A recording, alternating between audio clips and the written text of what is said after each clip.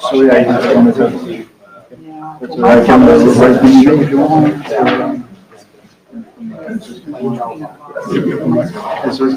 C'est en train de you. Check.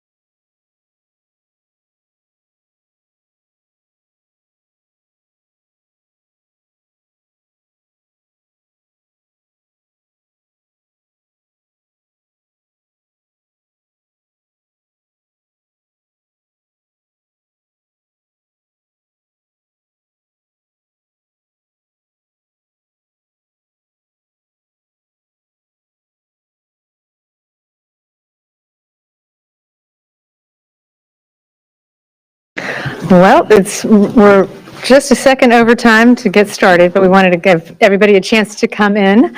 So good afternoon, ladies and gentlemen, distinguished guests, colleagues, and friends. Welcome, and thank you for joining us this afternoon for this important of the Holy Armenian Apostolic Church, the foundation of Christian Armenia by the government under the leadership important briefing about the repression of the Holy Armenian Apostolic Church, the foundation of Christian Armenia by the government under the leadership of Prime Minister Nikol Pashinyan. You may be asking yourself, why are there no prelates speaking here today? Well, I'm posing that question back to you and see if you can come up with the answer to that question by the time this briefing is finished. So, and before I begin in earnest, I just wish to say that Sovereign Global Solutions is very pleased to host this event on behalf of the National Democratic Alliance of Armenia, the pro-Western, pro-democracy political movement promoting human rights, religious freedom, and sound governance in Armenia. We thank the team in Yerevan and also Dr. David Grigorian, a World Bank economist, Harvard scholar, and Armenian expert, for his inspiration in our work here today. Religious freedom and human rights are a foundational pillar of United States foreign policy. Human rights, freedom of speech, democracy, and a flourishing economy do not exist without religious freedom. It is the foundation of any solid democracy. Where religious freedom is protected, communities flourish, civil society strengthens, and the rule of law prevails. As the first nation to officially establish Christianity as their religion in 301 AD in a region of the world that was surrounded by Muslim neighbors who wanted to conquer them, the Holy Armenian Apostolic Church was the backbone of strength and conviction through the church, for the church. There is a lot of increased interest these days in Armenia, and last week in Armenia was an inaugural prayer breakfast for the nation. And to its credit, two of the speakers who spoke there addressed some of the issues that we will address here today.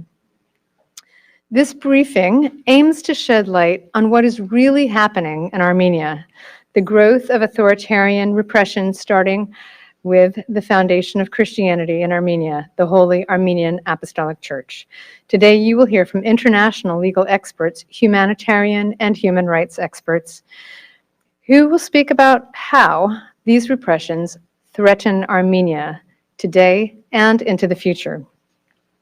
The clash that is currently roaring between the church and the state in Armenia began in earnest with the defeat in 2023 of the war with Azerbaijan over the Armenian Christian enclave of Artsakh, also known as Nagorno-Karabakh. This led to a great suffering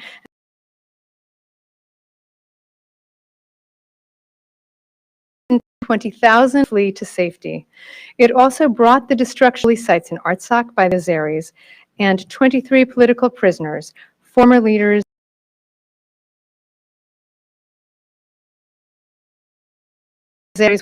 for their opposition to these great losses. Prime Minister Pashinyan is silencing criticism and has jailed the church leading clerics, priests, and church staff. He has also imprisoned one of the wealthiest businessmen in Armenia, Samvel Karapetyan, for speaking out in defense of the Catholicos and the church. His assets, including his private electricity company, was seized and appropriated, Soviet style. He is also arresting journalists and politicians in order to silence and control any voice of resistance. These events are gaining attention internationally. In the world-renowned London Financial Times, just over 2 weeks ago, there was an ad, full-page size ad, that said, "What in God's name is happening in Armenia?" This ad coincided with the launch and release of an important international report that you will hear more about today regarding Armenians' authoritarian turn. So now, today, we come to Capitol Hill and draw the attention of Washingtonians to this event and to this briefing on the repression that is occurring right now in Armenia against the Holy Armenian Apostolic Church. And with that, I would like to introduce to you our first speaker. Dr. Peter Flew is an expert on religion and law in countries of the former Soviet Union. He holds a doctorate on the history of Orthodox Christianity in Ukraine, in Russia, from the University College London, where he has also taught history and language modules. He is also a qualified lawyer in England and Wales and has worked on a range of matters across the region for over 15 years. More recently, he has advised on religious freedom issues in Armenia, Estonia, and Ukraine. Dr. Flew is going to speak to us on the Armenian Apostolic Holy Church and its executive mission.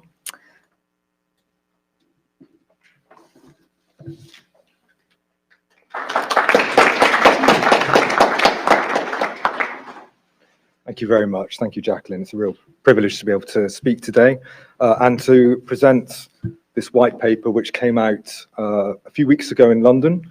I spent most of August in Armenia, where I undertook a lot of research, collecting evidence, witness statements to understand the situation with the persecution of the Armenian Apostolic Holy Church.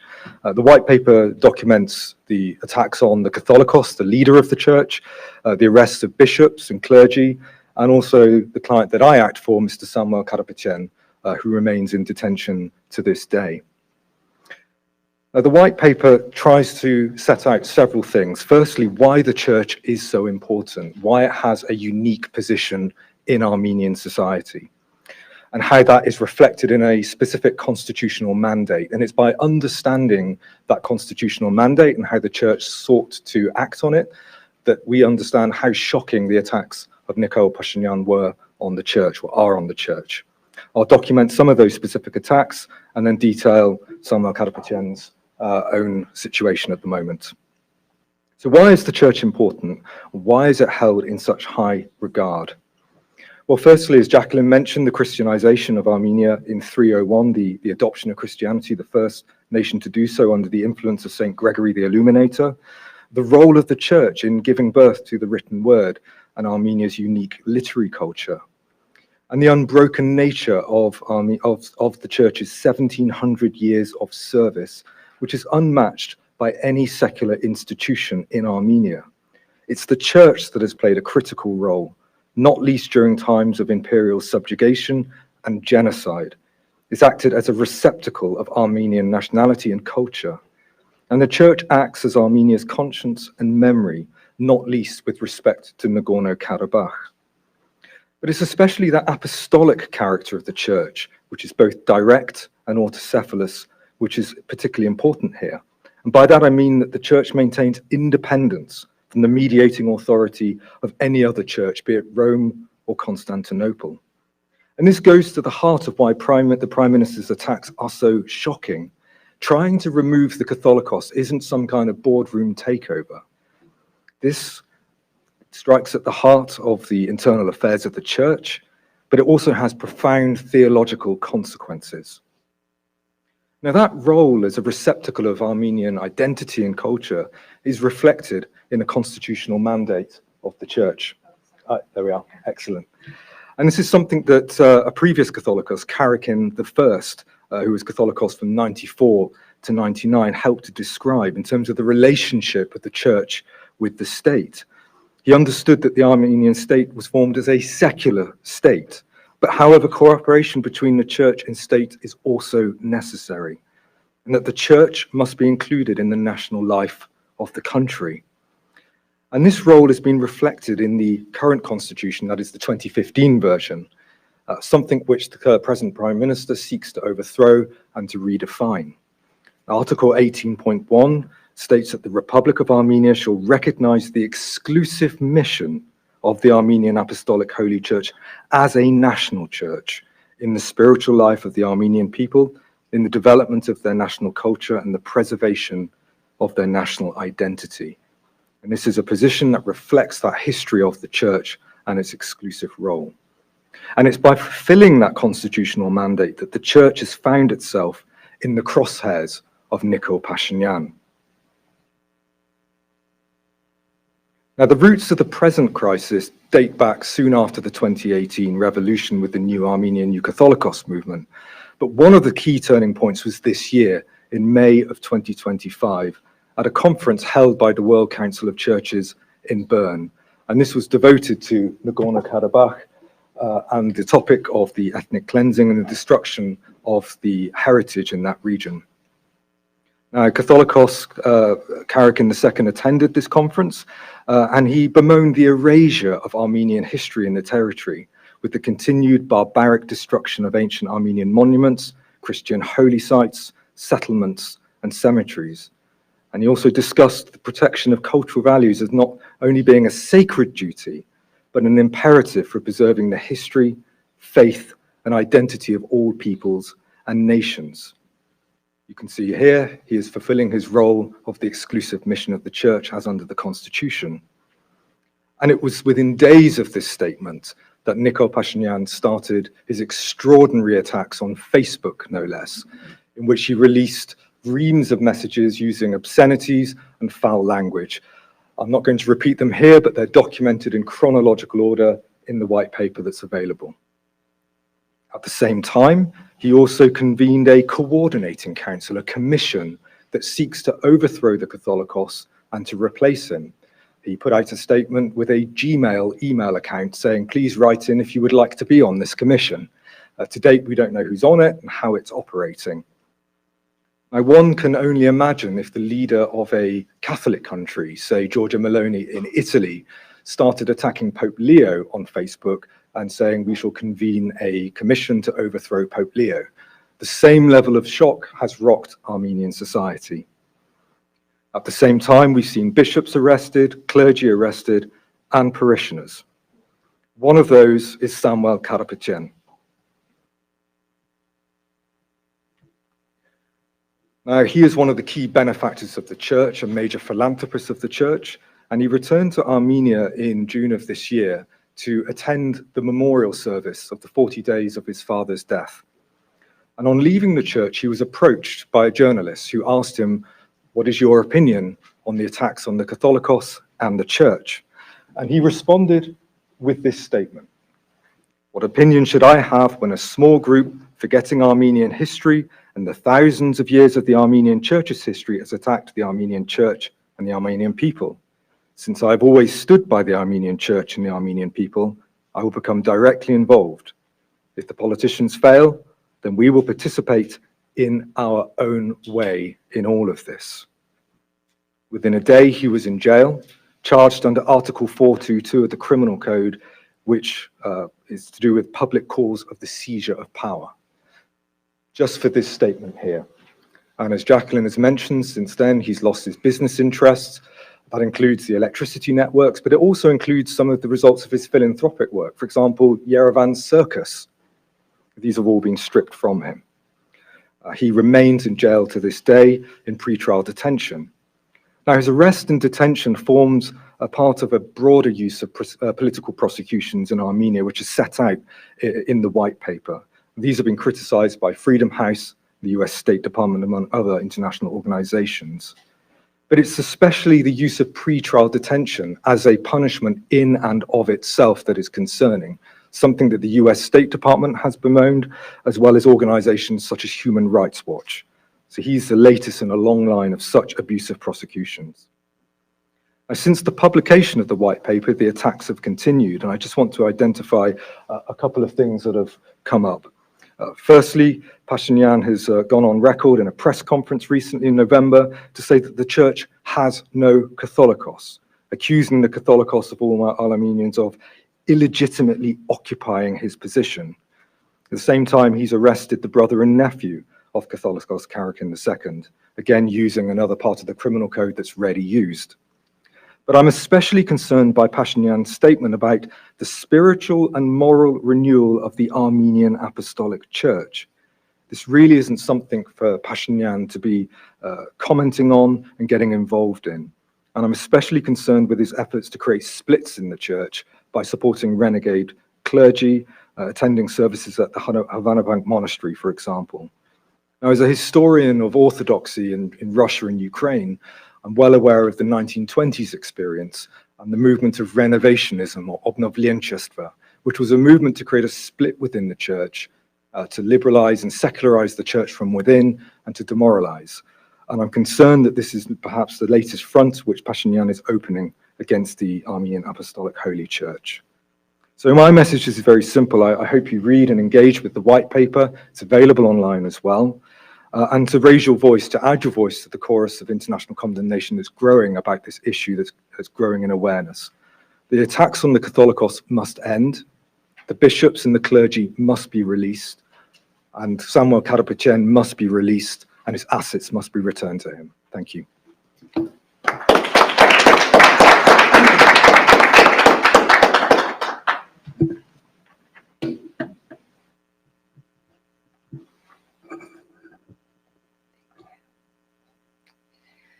Our next speaker is Lauren Homer.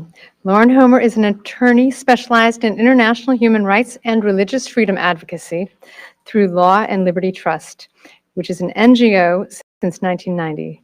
Lauren serves on the steering committee of the IRF Roundtable and is co-chair of the Middle East Working Group, has also chaired its Afghan Emergency Task Force and its Ukraine Emergency Task Force. Her IRF, which is International Religious Freedom, for those of you who don't know that term. Her IRF focus has been on Russia, Ukraine, and other former Soviet republics, China, the Middle East, Syria and Iraq, and Afghanistan. She is an advisor to the Religious Freedom Initiative of Mission Eurasia, a member of the Religious Liberty Partnership, and a member of the advisory board of Save the Persecuted Christians. Lauren is a graduate of Duke University, Yale University, and Columbia University School of Law. Lauren will address Armenia's actions against the Armenian Apostolic Church and how they violate its own constitution and laws.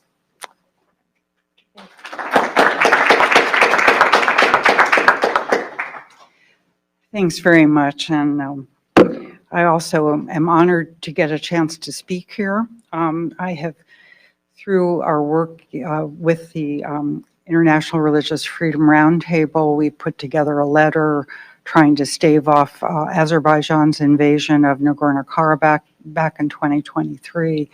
And my association with Armenia goes back to 1990 when I started working with a Armenian lawyer named Vagan Emin, son of a famous Armenian poet who was my best friend and colleague in registering religious organizations in Russia, something that had never been done before. So my specialty is, as was said, in the law, and I'm going to talk about the law. And my aim here is to support the rule of law in Armenia's dealings with the worldwide Armenian Apostolic Church. Prime Minister Pashinyan is demanding the resignation of the Catholicos on moral grounds and declares his right to set up a committee to decide who the next Catholicos shall be. He's ordered arrests for hierarchs for joining with his political opponents and asking that he resign. Thank you. And he's abolished the Armenian Apostolic Church's right, which is stated in law, exclusive right to teach religious curriculum in public schools. The Armenian Apostolic Church has the right under Armenian law to self-governance, to autonomy, and non-interference. It belongs to the world and its members, not to even Armenia or the Armenia Prime Minister. Okay, thanks. So turning now, I'm just going to quickly go through these provisions. Armenia's constitution provides in its section on the state and religious organizations that religious organizations shall be separate from the state. Now, that's not what people in America sometimes think about, that when they hear separation of church and state, they think the church should not be involved with the government. But it was actually, the First Amendment was set up to protect churches from government control. And that's exactly what the Armenians were thinking about when they drafted this constitution, because they had long experience as part of the Soviet Union with government domination and infiltration of the church. As was said before, the Republic of Armenia recognizes the exceptional mission of the Armenian Apostolic Holy Church as the national church, and then it goes so far in the Constitution as to reference a law that could be set up, and there is such a law that regulates activities of the Armenian Apostolic Church. In the Constitution, again, there's a provision: religious organizations have equal rights and shall enjoy autonomy. I could go on at length about what autonomy means for religious organizations. There's lots of case law. The European Court of Human Rights has spoken on this, but basically autonomy means a church has the right to make decisions on its internal affairs, on who its leaders are, and so forth.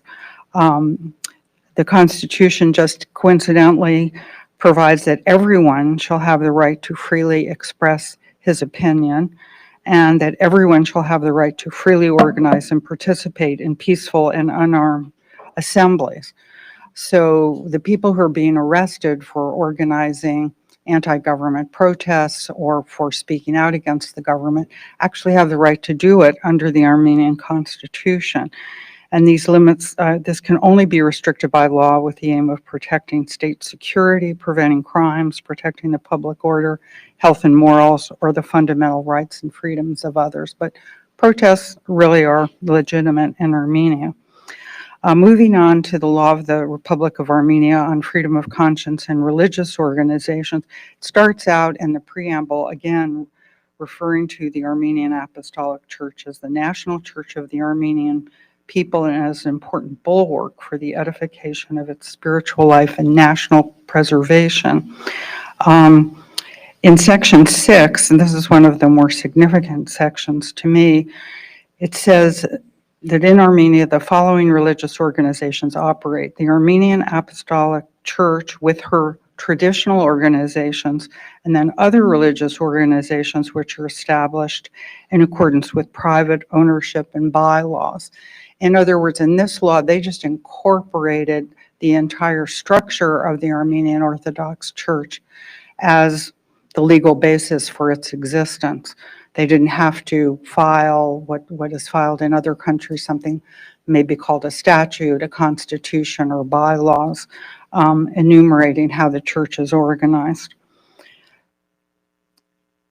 Then in the same law, there's a specific provision, again, in Section 17, the church and state are separate, that on the basis of this separation, that shall not interfere in the activities and internal affairs of the church and religious organizations. When they're talking about the church there, they're talking about the Armenian Apostolic Church, and that the state shall not obstruct its efforts to, among other things, which are expressly reserved to the church, carry out education and state educational institutions, which is something that Prime Minister Pashinyan has abrogated.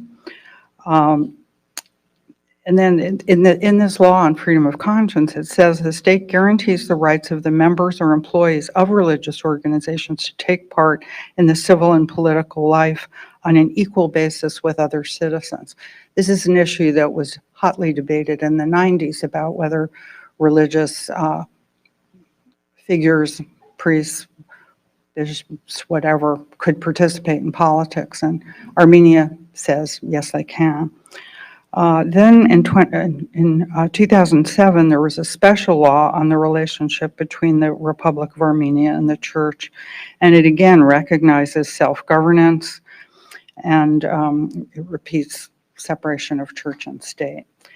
So in my view, the idea that the Prime Minister can tell the Catholicos that he has to resign. The Catholicos is like the Pope in the Catholic Church. He is the senior authority, not just in Armenia. The Armenian Apostolic Church operates all around the world.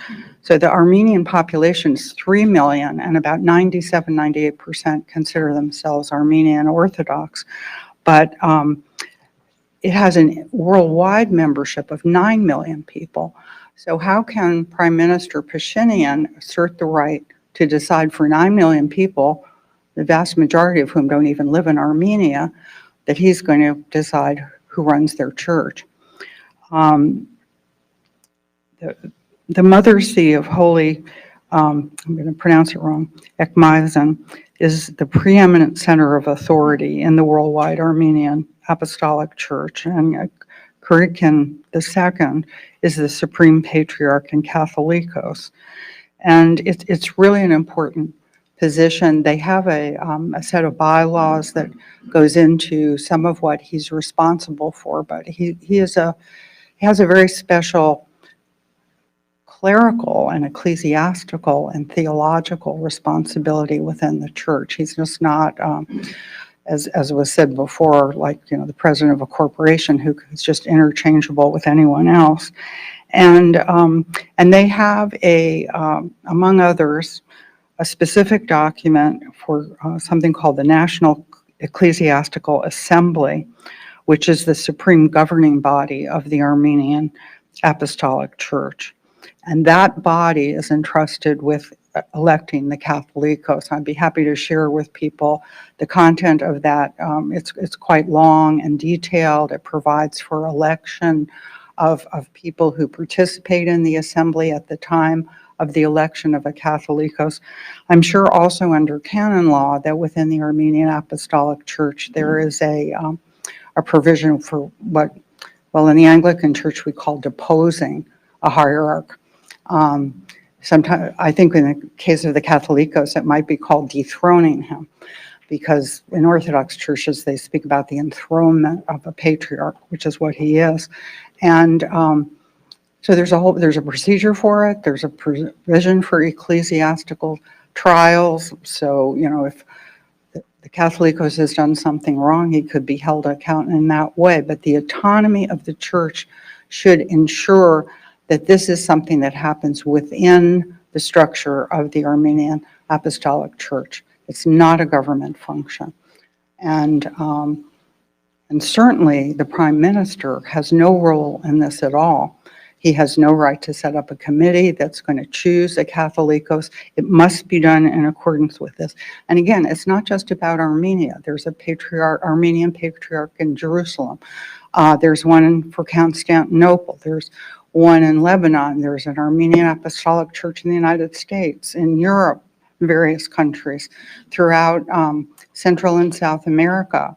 It's a very large organization, and all these people have a right to participate in the selection of a Catholicos, the same way that, you know, we see in Rome, we see the cardinals assemble in the Sistine Chapel and stay there until they've selected a pope and the white smoke comes out. So this is ecclesiastical, theological, and holy ground, if you will. And I think that the Prime Minister is wrong in his attacks. So thank you very much.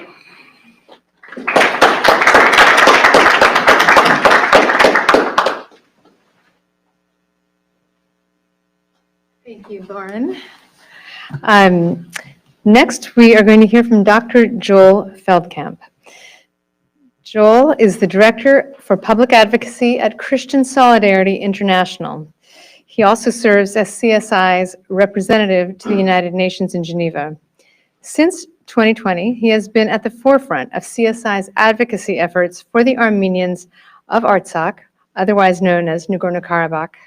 He holds a PhD in international history from the Geneva Graduate Institute for his thesis on the Armenian and Arabic-speaking Christians of Aleppo during the French Mandate. Joel just visited Armenia for the prayer breakfast and is sharing his observations and reflections based on his visit. Joel, would you like to come and join us?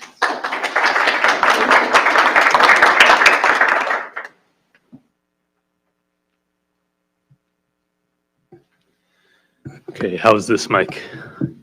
Good. Yeah. Thank you very much, Jacqueline, and thank you to you and your whole team at Sovereign Global Solutions for organizing this very important and actually overdue event. As Jacqueline said, I have the honor to work for Christian Solidarity International. We are an interconfessional Christian human rights group with affiliates in 8 different countries, including the United States.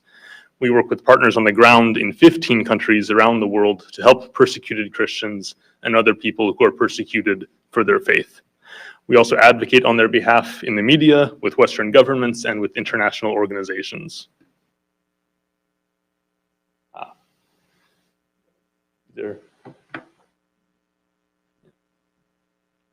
I'll just keep talking in the meantime. Armenia is a country that we know well. CSI's president, Dr. John Eibner, first traveled to Nagorno-Karabakh in 1991 with Baroness Caroline Cox, who at that time was a leader of CSI's affiliate in the UK. In the dark days of the First Karabakh War, one of our main partners in Nagorno-Karabakh was Archbishop Parkev Martirosyan. The Archbishop's extraordinary personal bravery in organizing the defense of his people was our first introduction to the Armenian Apostolic Church. For the past 5 years, we have been supporting the Armenians forcibly displaced from Nagorno-Karabakh by Azerbaijan's genocidal attacks. We are also advocating for their right to return to their homeland and for freedom for the 23 Armenian hostages still held in Baku. Unfortunately, we are now confronting another form of persecution in Armenia, and this one comes from the Armenian government itself. Last week, Dr. Eibner and I were in Yerevan to attend the inaugural Republic of Armenia prayer breakfast. This prayer breakfast was a positive sign of increased cooperation between Christians in Armenia and Christians in the West. During the 44-day war of 2020 and during Azerbaijan's genocidal blockade of Nagorno-Karabakh, this solidarity was sadly mostly lacking. And we know that the organizers of the prayer breakfast have worked for years to increase concern and support for Armenia among Christians in the United States, and we salute their efforts.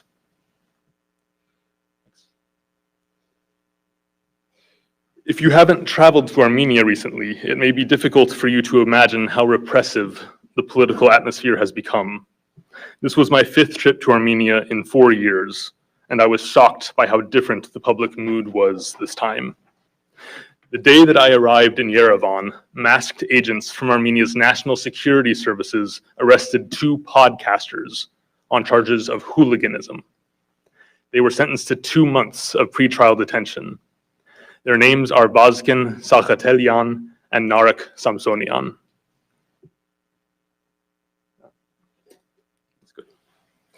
We had submitted a formal request to the Ministry of Justice to visit the imprisoned clergymen.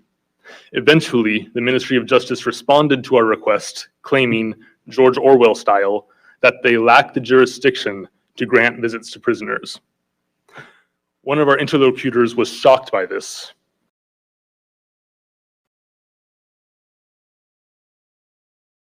During the time of Armenia's authoritarian president Serge Sargsyan, human rights groups were not blocked. A major press outlet invited us to come to their office in Yerevan.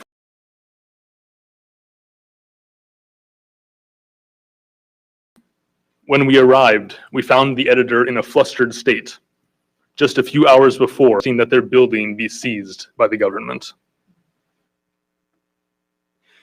In case there is any doubt, let me confirm what my co-panelists have already described in more detail, that Armenia is witnessing a systematic state-led campaign to undermine, divide, and persecute Armenia's national church.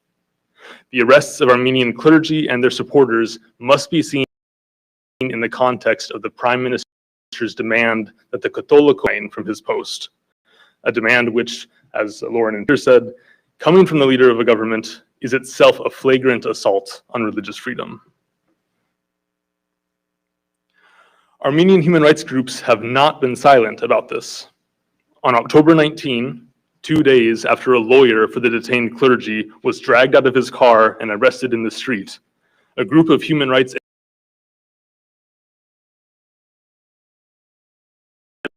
disproportionate, lawful application of criminal justice mechanisms by the government in its campaign against the church.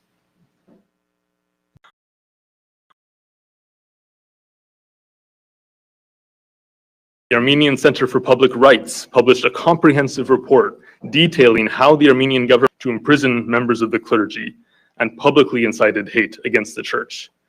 And I just want to linger on this point because I'm not sure it will be mentioned or understood otherwise.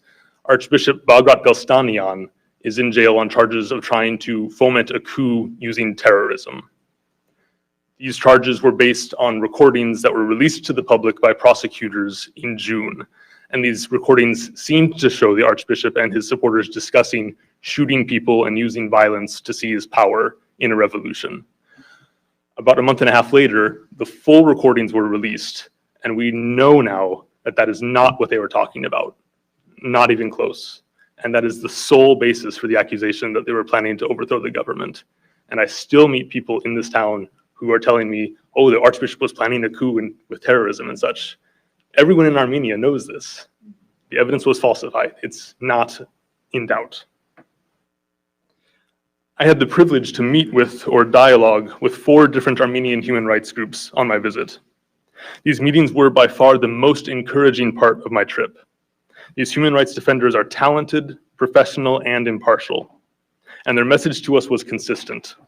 Judicial independence and the rule of law are gravely threatened in Armenia, and it is becoming harder to speak freely about it. As best as they can, they are preparing themselves for a new era of authoritarianism in Armenia. Armenia, it seems, is following its neighbor Georgia down the path of illiberalism.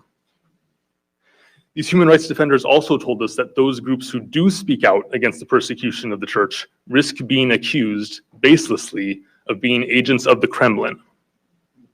The same accusation has been circulated against the leadership of the Armenian Apostolic Church itself, including by advocacy groups based here in Washington, D.C. To date, no hard evidence for this accusation has been presented. In Armenia, this accusation is even more potent and more dangerous than it is in the United States.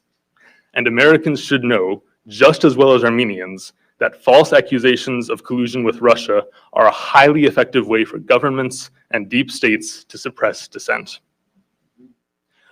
Unfortunately, these Armenian human rights defenders also told us that when they bring their concerns to the US Embassy and other Western embassies, they receive a cool reception.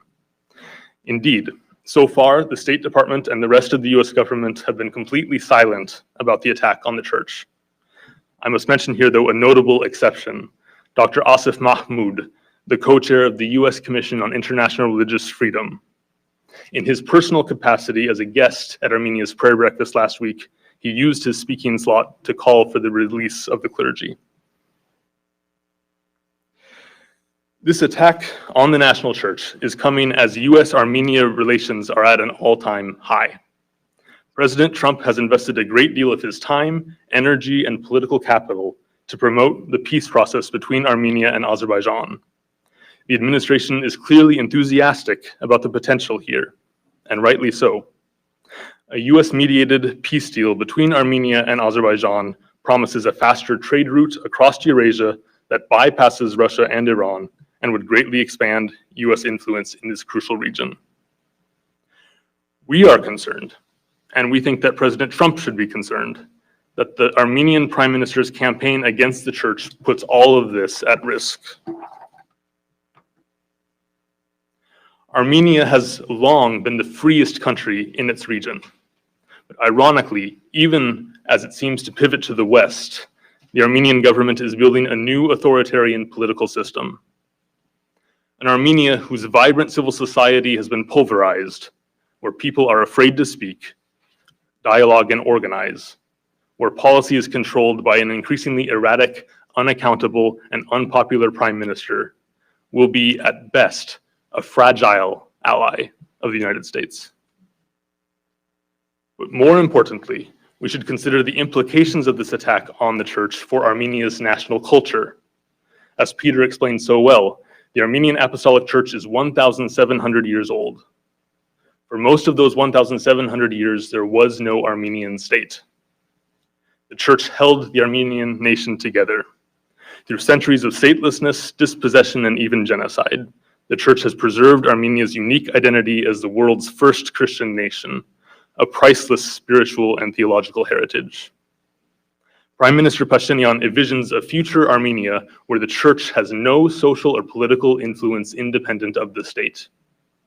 The church will no longer exist as a mediating institution between state and society. It will no longer have moral authority to provide guidance, unity, and a common vision for the Armenian nation. Instead, there will be 3 million individual believers who attend churches led by a state-appointed hierarchy and relate to each other largely or only through the state. The peace process underway now promises an era of economic integration and open borders between Armenia and its neighbors Azerbaijan and Turkey. With no independent national church to act as a counterweight, Armenia risks losing its Christian identity altogether. And an Armenia with a severely weakened national identity is not an Armenia that's going to be helpful to the US for very long.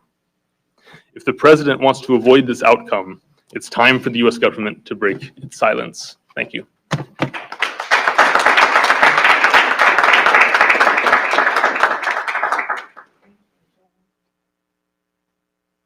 Thank you. That was fantastic. We next have the privilege of hearing from Mr. Corentin Clerc, all the way from France just for this event.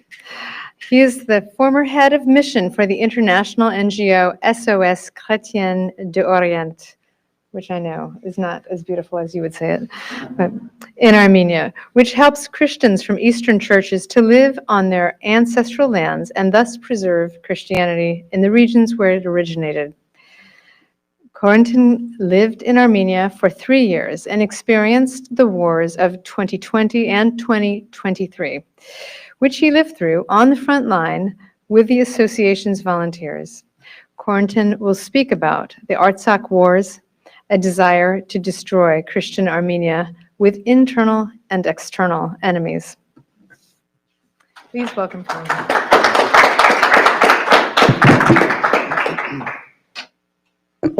So good afternoon to all of you. The official flag of the Republic of Armenia features Noah's Ark, standing on Mount Ararat in a central position. According to biblical tradition, it was on this high mountain in the Caucasus Range that the boat carrying the regenerated humanity came to rest. Nicole Pashinyan's government has indicated that it wants to remove the symbol from the national flag, kin both to bow to Turkish demands and to remove any reference to Christianity from Armenian history. Armenia is a Christian bastion in the Middle East, in the middle of the Caucasus. It was also the first state to officially adopt Christianity as its state religion in the year 301. Armenia still faces an existential threat today. It could still disappear from the map, eaten away by the pan-Turkist appetites of its ambitious and revanchist neighbors. I lived alongside Armenians 2 wars from the field in 2020 and 2023 and visited all of the sites I will talk about. In each case, Azerbaijan sought to destroy all traces of Armenian identity. And the Armenian government refused to denounce this state of affairs, believing that this would guarantee peace. And yet, at present, more than 200 square kilometers of Armenian territory are occupied by Azerbaijan, which still demand dozens of war prisoners, including civilians, despite of the signature of a peace treaty. Over the centuries, the Armenian church has sheltered the Armenian soul, even during 6 centuries in the absence of a territorial state entity. As a guarantor of Armenian identity, it is now the target of a full-scale attack by the central government for daring to remind the latter of its responsibilities and denounce the threats weighing on the country. The war waged against Armenia by Azerbaijan was territorial, but also unquestionably religious. More than the new territories, the goal was above all to erase all traces of Armenian presence on these lands. Several examples illustrate this. On the 400 monuments and churches listed by the church in Artsakh, most have been either destroyed, modified, or converted into mosques.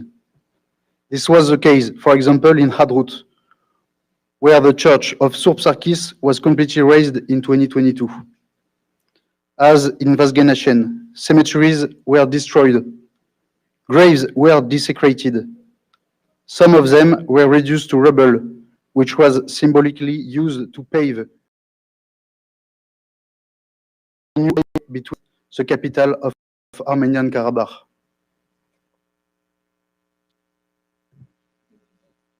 Alongside this symbolic destruction, history has been rewritten. At the Dadivank monastery, built in the 9th century, for example, priests from a fake Albanian church in the Caucasus were appointed by the Azerbaijani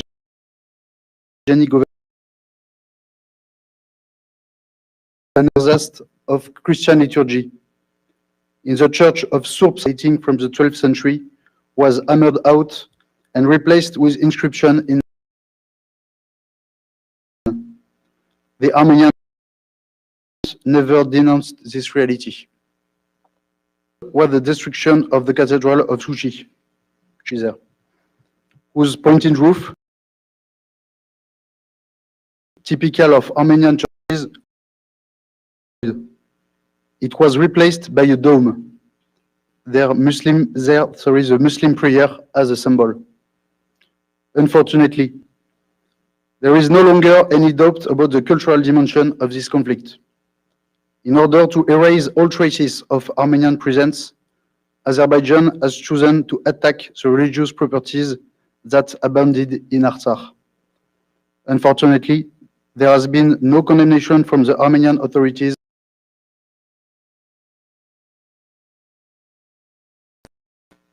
Since the defeat of 20 government has never publicly denounced these attacks. Only the church, allied countries,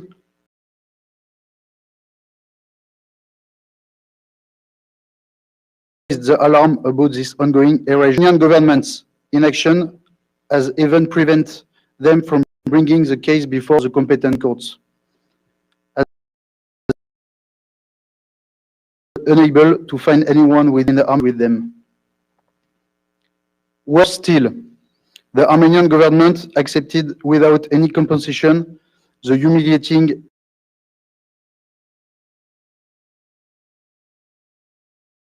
enemy and the preconditions for signing a memorandum for the restoration received in May 2022 by President Erdogan acknowledged that he accepted the preconditions, which included renouncing any mention to the Armenian genocide, paying compensation for the war, and accepting the mass settlement of several thousand Azerbaijani citizens in the Republic of Armenia.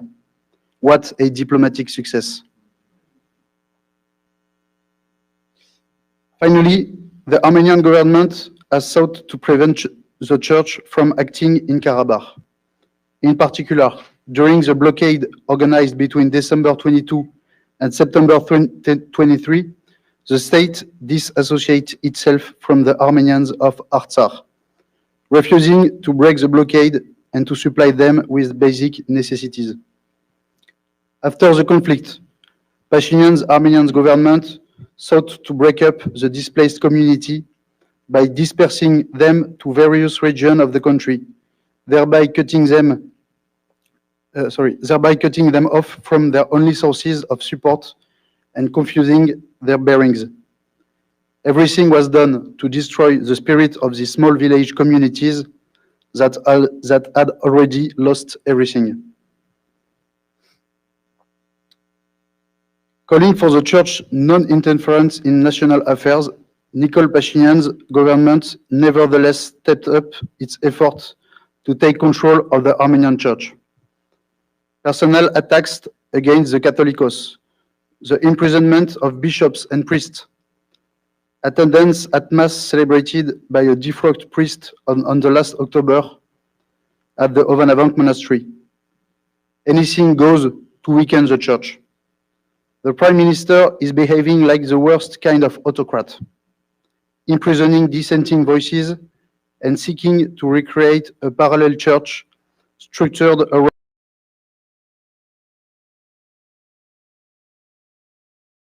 controls. Beyond these serious interferences, gender ideology, taught by foreign association, provincial villages, its unique region, challenge military structures, refusal to mobilize the nation for its defense by considering the end of military service, removing all religious references from public places and schools. Armenia cannot be content with its position of weakness. It must raise its head high.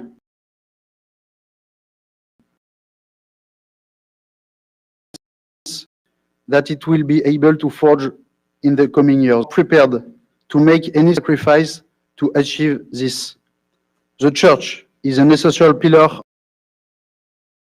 of Armenia's resurrection. Sad but evocatory. During the 2020 war, I saw a unit hold a position for 5 days without food and almost without water. Neighboring village who came to visit them. His mere presence reminded the soldiers why they were fighting, not for a political system or geopolitical interests, but to defend an entire civilization. Thank you.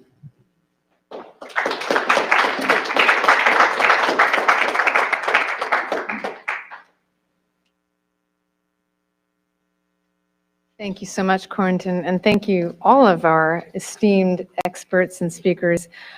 Well, what you've heard today is sort of from A to Z about the church and what is happening to not only the church, but to civil society at large, to the structure of law and the ignoring of it. And what we really come away with is understanding the church's mission is to guard Christian Armenia and its culture, and has always really stood in that place and been that role for Armenians. And this is why we have to, I mean, in addition to that, we have the Constitution, international law, and every other edifice that grounds the structure of the church and its right to do what it does. And so we're more convinced than ever about this. And one of the things that I think is important also for our government and any government to take note of is that the church is getting worldwide support. It's not just from the Armenian Apostolic Church, which sadly doesn't feel comfortable to be in public defending themselves, but we have statements of support from various bishops of the Armenian Apostolic Church, the one from Greece, and then there was the World Council of Churches released their own supporting letter with all the churches. That means all the churches of major Christian faith in the world signed on to it, saying, we deplore what you are doing here in Armenia to our brother church. The Russian Orthodox Church condemned the Armenian authorities' interference. The Syriac Patriarch backs the Armenian Apostolic Church. That happened in July. And then recently also statements by all the Armenian prelates here in the United States. They're the bishops here in the United States, and also there are bishops throughout the world. So the truth is that it is being recognized throughout the world as for what it is. And so I would like to open this up now. If anybody has another a comment or a question that we could perhaps ask. Mark Milosh.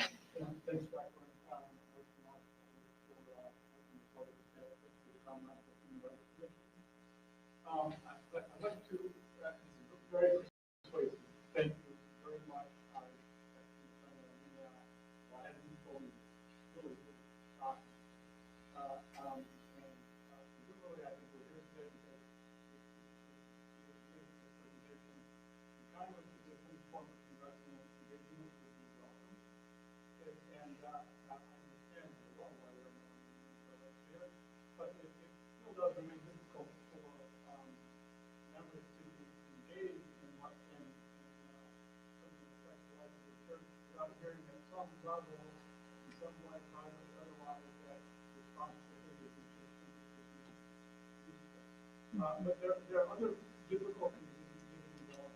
It seems like U.S. policy for Armenia, U.S. policy. Your policy for me is that kind of a black box. You really know what it is. You ask them,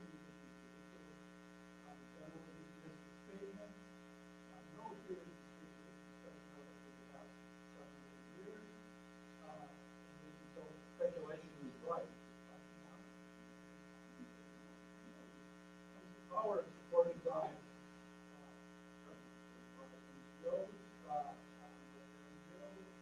by U.S. government, yet it's not clear to what extent, what his relationship was with the, and has it changed? Again, we don't know, but it's relevant what kind of relationship Pashinyan has with our government, but we don't really know what it is. And we don't really know what is the policy toward the country or what's driving it. It seems like it's, first they probably figure out what's the policy toward Russia, Iran, Turkey, and Azerbaijan. And then as a derivative function, we know the policy for Armenia. But obviously, I think there would still be room to engage here, but without knowing the policy, the priorities, the relationships, and hearing anything from the church, these are things that, in order to engage, it would be really useful to clarify. Thanks.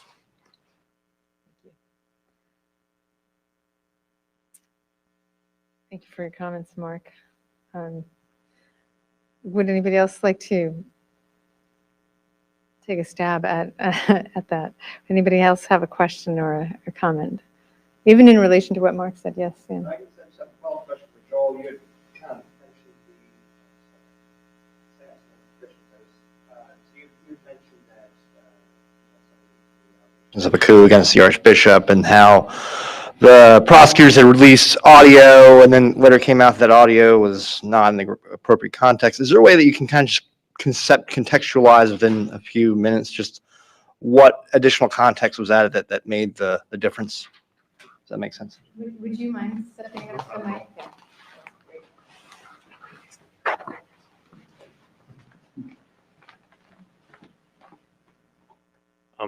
Just to respond to Mark really quickly, I do think some congressional engagement would be welcome. And I want to note that one congressman already has spoken out about this crisis, and that's Brad Sherman from California. So frankly, we're waiting for a Republican to join him. That would be excellent. The context of the coup allegations against Archbishop Bagrat. So Archbishop Bagrat is from a region of Armenia called Tavush, certain sections of which were unilaterally conceded to Azerbaijan last year, 2024. Archbishop Bagrat led a civil disobedience movement against those concessions. And when that movement failed, he led a march to Yerevan. He had a huge rally in the main square of Yerevan, engaged in various other civil disobedience actions. And he announced himself as a candidate for prime minister, saying that, Armenia needs a leadership change.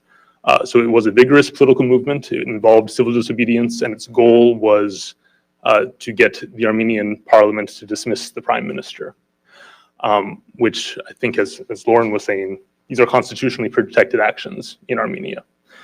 That was all last year, and the movement kind of fizzled out. In June of this year, he and 12 of his associates were arrested, and the prosecutors made these recordings public, along with a document supposedly outlining their plans to seize power through terrorism. And one of the recordings involved the Archbishop saying, "We need to shoot 2 people and the rest will fall into line." The prosecutor said, "See, he wants to shoot some people in the government, and then that's how they'll take power, through terror."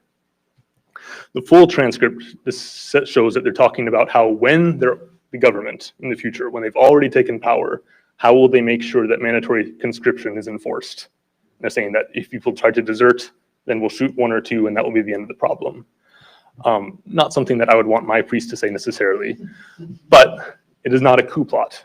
This was a fabrication by the prosecutors in order to imprison an archbishop of the church. I think that's, yeah, okay. Yeah. Thank you, Joel. David.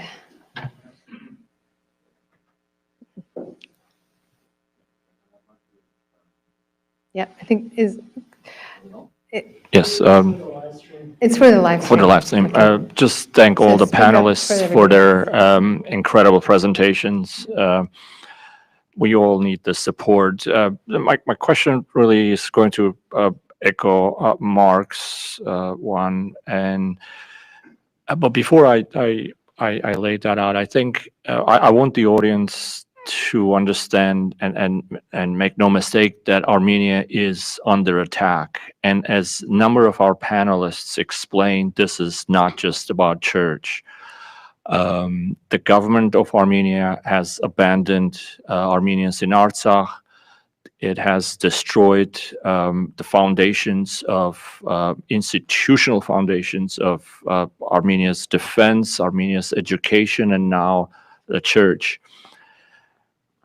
And it's done by a sitting prime minister, which makes the situation very, very difficult. So the question to you is, what could civil society organizations, especially in the diaspora, to do more of to shed light on what's happening in Armenia, so that Armenia's allies, Western allies, not only understand what's at stake, but also what exactly is happening, and start believing facts and not fiction. Thank you. Thank you. So, anybody here want to take that on? Answer that question.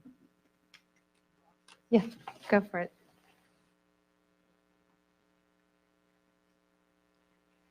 In 2023, we had a letter signed by over 100 people asking the United States to step in and basically tell Azerbaijan not to invade Nagorno-Karabakh, to stop the blockade of food and all. So, and there were lots of NGOs, and we were kind of united around that. And I will say that well, I've been told anyway that in the US, a lot of Armenians support the Democratic Party as opposed to the Republican Party, and Biden was president then. So they expected something back and they expected people to speak out, but not that many people did. We had the situation of US diplomats arriving in Yerevan for the funeral of Nagorno-Karabakh, not to do anything to stop it. So I think, you know, civil society can only do so much. We can call attention to the issues within Armenia. They can call attention to the issues. Basically, it's up to the Armenian people. And that's why I think what Pashinyan is doing is so dangerous, because he's dividing a very small country that's surrounded by very unfriendly neighbors. Azerbaijan and Turkey, immediately after the seizure of Nagorno-Karabakh, were talking about seizing Western Azerbaijan. Well, Western Azerbaijan is Armenia. So I think you have to think politically and geopolitically. It's more going to be about decision makers in the US and other governments getting involved, the OSCE, Helsinki group, you know, these are the groups that could really make a difference. But, you know, NGOs basically, we have a microphone, but we're powerless to affect change unless we can get the attention of government leaders. Thank you so much, Lauren. Okay, anybody else? All right, well, we, to go back to Mark's earlier point and Joel's point as well, we have seen actually Democrats standing up and speaking about what's going on here, but we have not had a Republican member stand up and say the same thing. And so, so that would definitely be a big help. And we would look forward to and would welcome the United States to turn their attention to this fact that the most important impacting point of it is that it does threaten the future of Armenia. It threatens them as a nation. It definitely, the division that is happening from within the country, it threatens them as a nation, it threatens them as a partner in the future, and it threatens their own ability to keep their own peace. So, so yeah, we would definitely welcome a few more friends on the Hill. Well, with that, I would just like to say thank you so much for your rapt attention and time, and we appreciate your coming today and learning from our esteemed experts. Let's give them a round of applause. Thank you. They've traveled, most of them traveled from Europe. 3 of them traveled from Europe to get here. Even though Joel's an American, he lives in Switzerland. So every single one of them had some serious travel involved. And don't go home without taking one of these amazing white papers. It's an amazing publication and a resource. And we also have the attacks on the church timeline. We've been tracking them with each single attack. We've been tracking them. We have those white papers up here as well. But thank you very much for coming, everybody.